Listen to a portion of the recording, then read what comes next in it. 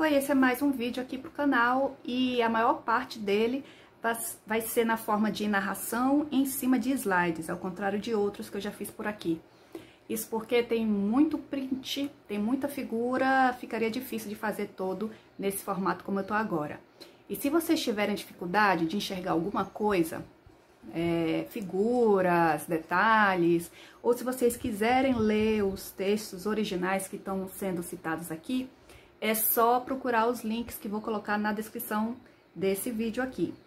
As referências em formato ABNT vão estar nos próprios slides, vocês podem dar uma olhadinha, enquanto na descrição vai ser só o link mesmo, porque clicando você já vai direto para aquela leitura que eu estou sugerindo. Então, vamos lá. Olá, pessoal! Esse vídeo sobre tipos de pesquisa científica vai ser em formato de slides, porque eu tenho várias figuras e vários prints de artigos para mostrar para vocês. Então, vai ficar melhor do que se eu tivesse me filmando no vídeo. O artigo que eu indico para leitura, para vocês acompanharem, e boa parte do que eu apresento aqui foi tirado desse artigo, é um que foi publicado na Revista Paraense de Medicina. O título é Metodologia da Pesquisa Científica, Diretrizes para a Elaboração de um Protocolo de Pesquisa. Na verdade, esse artigo é muito maior do que o que eu apresento aqui, e eu realmente recomendo que vocês leiam esse artigo na íntegra. Os autores desse artigo propõem uma classificação dos tipos de pesquisa científica, seguindo essa quantidade de critérios, mas a depender de como vocês encontrem em outras publicações, vocês verão outros tipos de classificação, outros critérios, e tudo bem. Essa aqui é uma abordagem inicial, é uma forma bastante didática, não tem problema se vocês encontrarem outras em outras publicações. Vou falar de cada uma delas a seguir. Primeiro, a gente pode classificar em relação à finalidade. O primeiro tipo seria a pesquisa considerada básica ou fundamental. É aquela que tem a intenção de ampliar o horizonte científico, conhecimento sobre um determinado tema, e a preocupação dela não é imediatamente aplicar a um problema concreto. Trago como exemplo de ilustração essa aí do Laboratório Nacional de Luz Síncrotron, que fica em Campinas. E é um acelerador de partículas, muito conhecimento sobre como funcionam as partículas subatômicas foi desenvolvido aqui. Como pesquisa desse tipo, eu trago esse print. A pesquisa básica e o intercâmbio intelectual é uma matéria que foi publicada no site do Instituto de Física de São Carlos, é uma notícia de divulgação científica, que menciona uma pesquisa que foi feita sobre a estrutura da hemoglobina de uma espécie de minhoca gigante. Aqui o print da capa da tese de publicação. Então, o autor investigou a estrutura dessa hemoglobina gigante e quando ele fez isso, não havia uma intenção imediata de aplicação daquele conhecimento. Mas aquilo ali ia contribuir muito, como está em amarelinho, no entendimento de como esses complexos carreadores de oxigênio funcionam. Então, mais tarde pode ser que haja aplicações práticas. Um outro tipo quando a gente classifica em relação à finalidade, é a pesquisa aplicada, também chamada de tecnológica.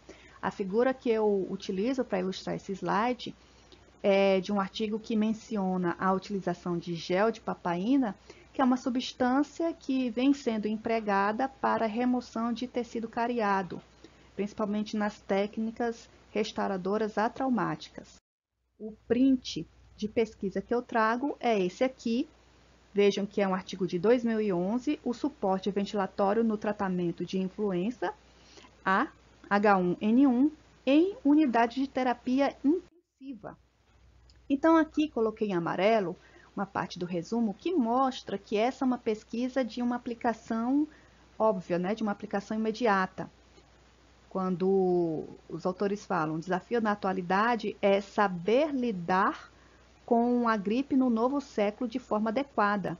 E o objetivo do estudo em questão é revisar a literatura sobre o suporte ventilatório para o tratamento daquela doença.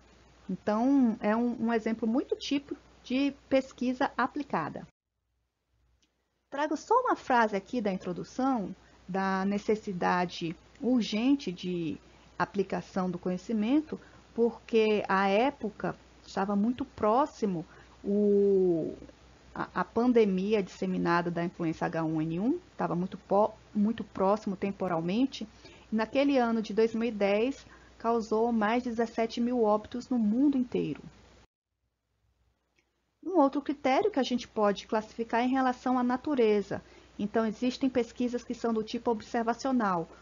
Como vocês podem ver nessa ilustração, essa é uma ilustração de um inquérito epidemiológico de saúde bucal sendo conduzido. Os pesquisadores não interferem no decurso do fenômeno, eles apenas registram as condições.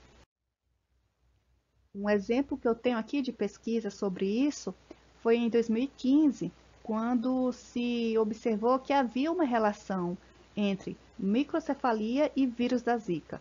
Para chegar a essa conclusão, os pesquisadores não causaram nada, eles apenas registraram taxas de ocorrência de uma coisa e de outra. Então, uma publicação interessante para trazer sobre isso é essa aqui, que foi do Jornal de Pediatria, isso foi publicado em 2016. Aqui algumas informações que constam no artigo. Em maio de 2015, os pesquisadores observaram a ocorrência dos primeiros casos de febre Zika no Brasil. E em novembro de 2015, os pesquisadores observaram o aumento de notificações de casos de microcefalia. E isso estava registrado no Sistema Nacional à época. Então, não houve indução de nada por parte dos pesquisadores. O outro tipo, quando a gente classifica em relação à natureza, são as pesquisas de tipo experimental. Os pesquisadores induzem uma alteração no decurso do fenômeno. Exemplo, essa pesquisa aqui de 2020, bem recente.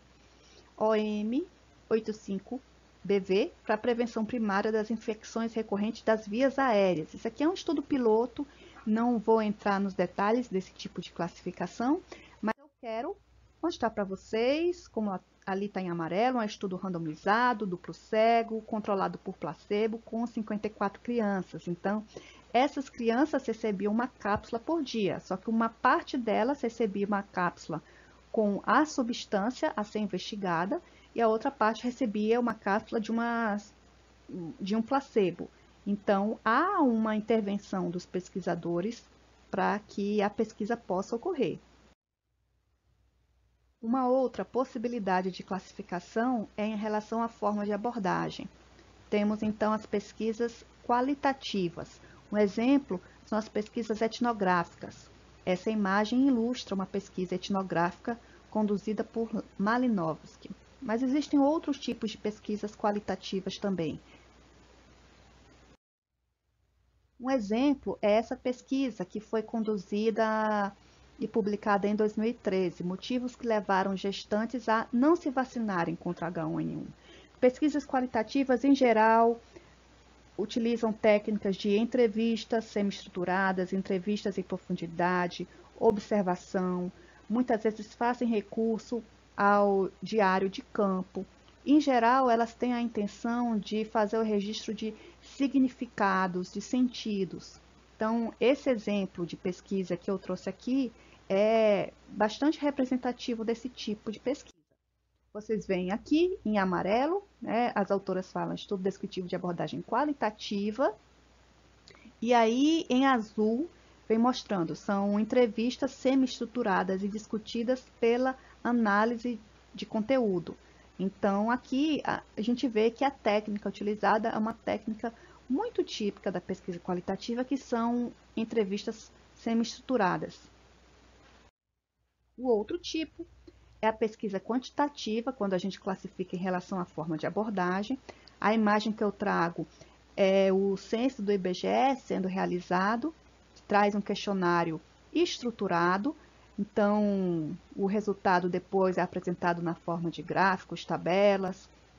Nós teremos um momento posterior na disciplina só para ver as diferenças de amostragem, de análise de cada um desses tipos de pesquisa, de acordo com as abordagens. E o exemplo de pesquisa que eu trago aqui é esse aqui: vacinação contra o vírus influenza em gestantes, cobertura de vacinação e fatores associados. Então percebam que é o mesmo objeto da pesquisa anterior, só que por uma abordagem diferente. Em vez de fazer uma pesquisa sobre sentidos e significados, vocês percebem que muitas variáveis foram investigadas, expressas de forma quantitativa. Então, vocês podem ver aqui, como está descrito em amarelo, que foi utilizado um questionário pré-testado, o que é uma técnica bastante característica desse tipo de pesquisa.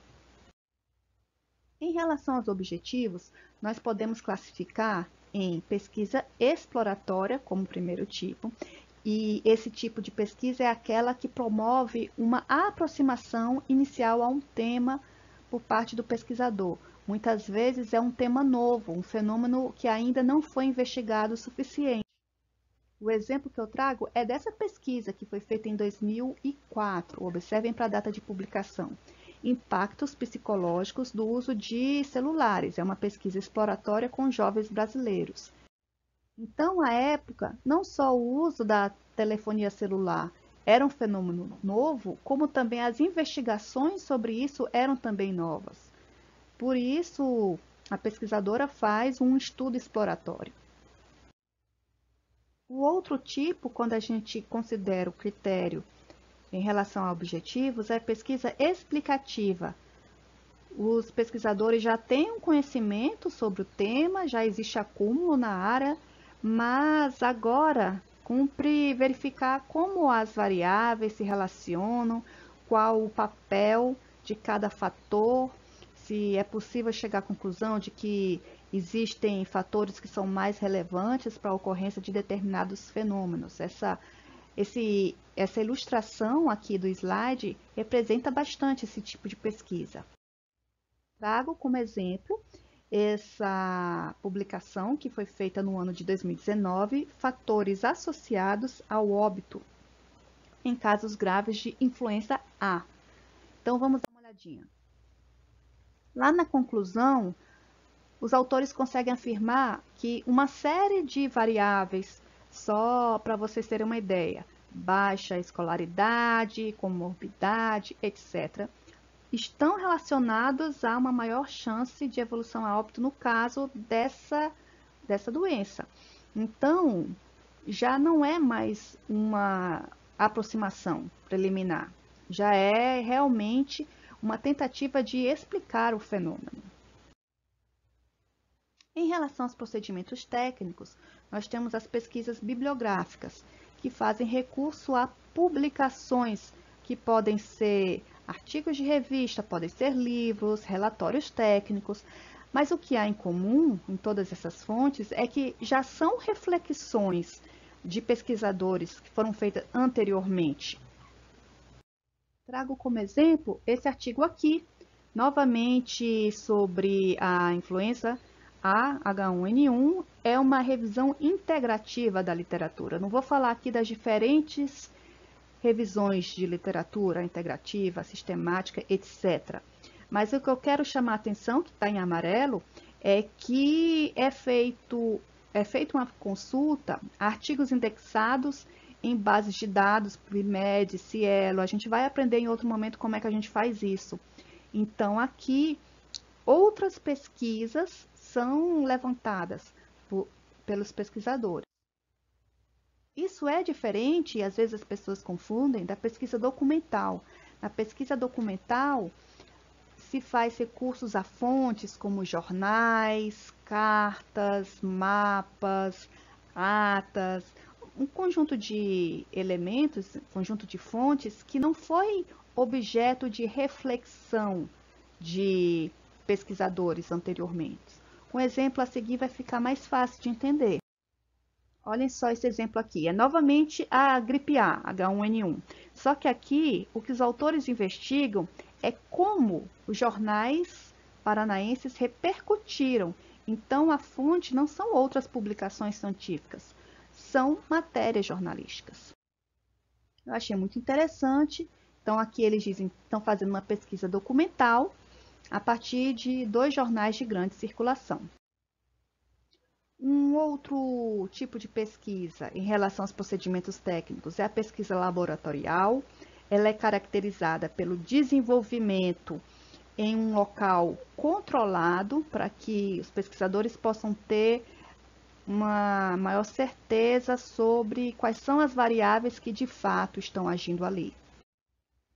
Exemplo, esse aqui, que foi publicado em 2009, efeito antimicrobiano in vitro do extrato de jabuticaba sobre o Streptococcus da cavidade oral.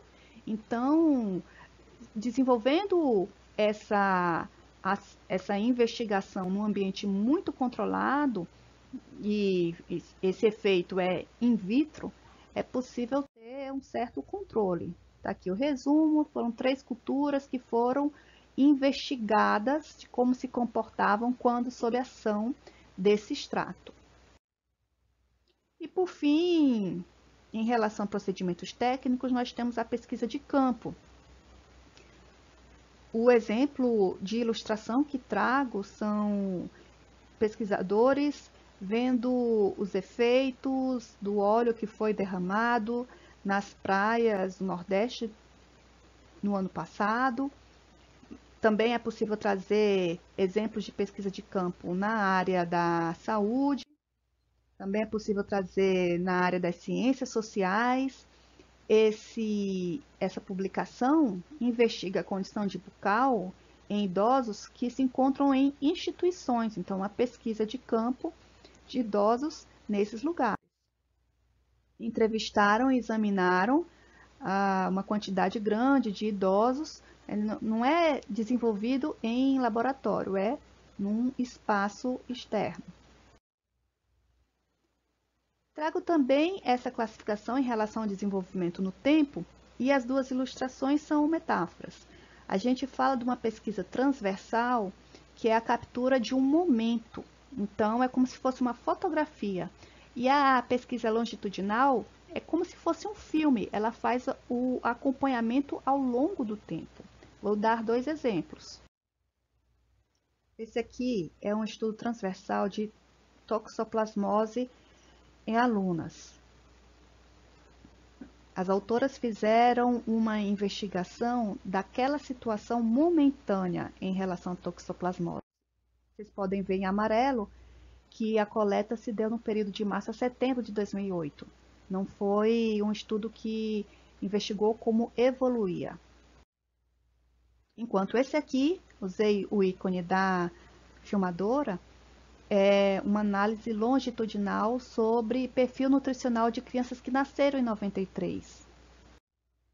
Então, essas crianças foram examinadas quando estavam com 12 meses e depois quando estavam com 54 meses, observando a evolução.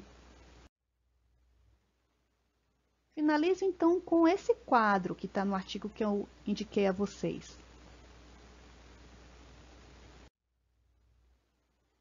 E quero que vocês sejam capazes de classificar, pelo menos em relação a alguns dos critérios, como é que seriam esses artigos que vocês já leram. Aquele sobre cárie dentária e flúor, e esse aqui que analisava a eficácia de diversos extratos. Em breve vai ser feito um novo vídeo mostrando como a gente faz busca em bases de dados. Eu fiz esse print aqui hoje, então vocês podem ver que 2.956 publicações já podiam ser encontradas na BVS só sobre Covid. Então vocês vão poder fazer isso mais à frente. É isso.